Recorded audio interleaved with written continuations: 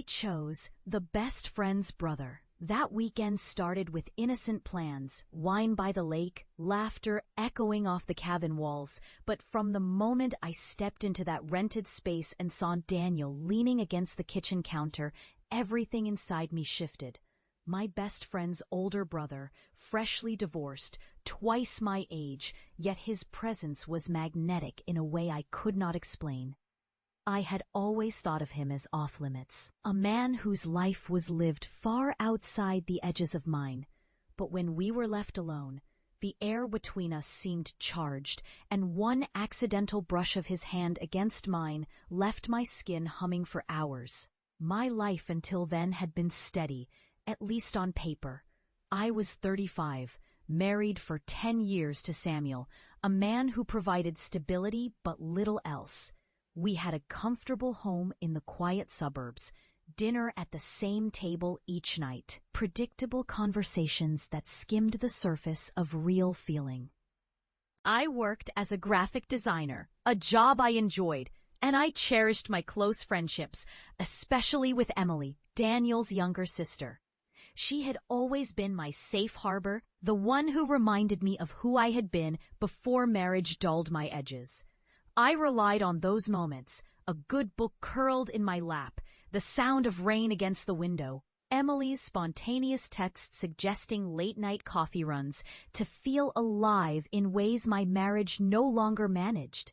But it all unraveled last winter when I found messages on Samuel's phone. Flirty, breathless words sent to someone else. Someone from his office, a younger woman whose name I had never heard until that night. His betrayal was not loud, not messy, just cold, deliberate. He admitted it quietly over dinner, as if we were talking about the weather, and said she made him feel seen. That word cut through me more than anything else. I remember the metallic taste of my own shock and the way the roast chicken between us suddenly felt foreign, untouchable. The week after, the house became an echo chamber of my steps on hardwood floors, every sound reminding me I was moving through a space that no longer felt like mine. I would stand in the kitchen at midnight, hands gripping the counter, vision blurring with tears. The thrum of my heartbeat drowning out the whispered questions in my mind. How did we get here? Was I that blind? I stopped wearing my wedding ring, though I never said why. When Emily invited me to join her for a weekend at her family's lake cabin, I said yes without hesitating, desperate to be anywhere but home. I did not know Daniel would be there.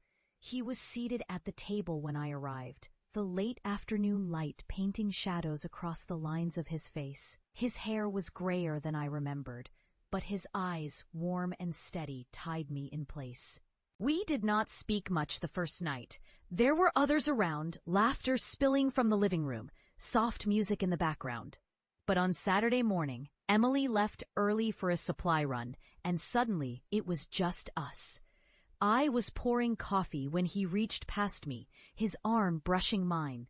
A simple, everyday contact, but my breath caught without warning. "Sorry," he murmured, yet his eyes lingered just a moment too long. We spent the morning talking about ordinary things, the weather, the view of the lake, the ridiculous raccoon that had tried to steal our breakfast. But beneath every word, I felt something rising. His attention was not casual, it was careful, deliberate, like he was memorizing the way I spoke, the way my hair fell over my shoulders. By afternoon, we were on the dock, sitting side by side. The sun dipped lower, the air cooled, and neither of us moved away. I could smell lake water and cedar, hear the distant call of birds fading into evening. Daniel told me about his divorce, how quiet the end had been, not unlike mine. "It's strange," he said, "when someone you thought you knew becomes a stranger in your own home." I understood more than I wanted to admit. My heart was still raw, split open from Samuel's betrayal, but here was someone who seemed to see the fracture without judgment. If this confession has you holding your breath the way I did on that dock, hit like and share, because what happened next still feels impossible to me. As the sky deepened into shades of indigo, Daniel turned to face me fully. "You deserve more," he said softly.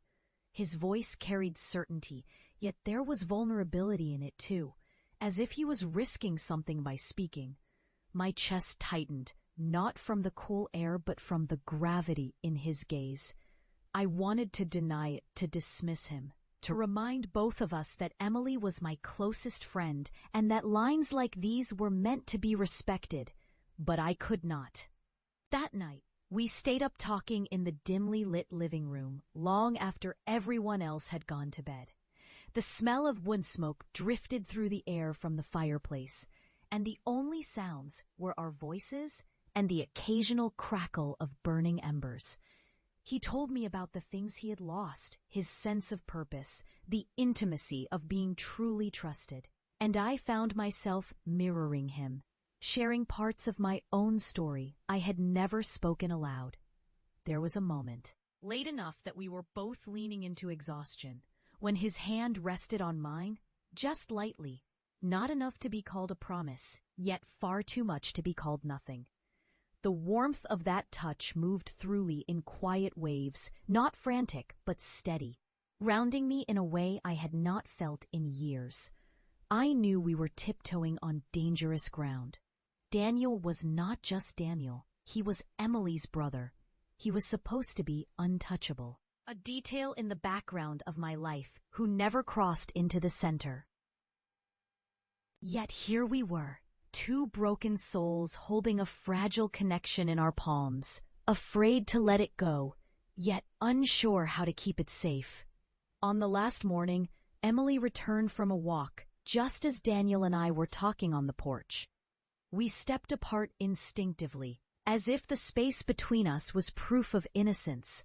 But when I caught his glance before leaving, I knew something had shifted permanently. Back in the city, Samuel tried to repair what was left between us. But it felt like smoothing crumpled paper. It would never be the same. I began finding reasons to see Emily more often, always hoping for a passing moment with Daniel. It was never planned, never certain, but each shared glance carried quiet promises. I do not know if this path will carry us towards something lasting or burn out under the weight of reality. But I do know this. Daniel reminded me that my heart is still capable of beating for something, someone worth the risk. If you crave more raw, emotional confessions, please like, share, and subscribe. Your next chapter awaits.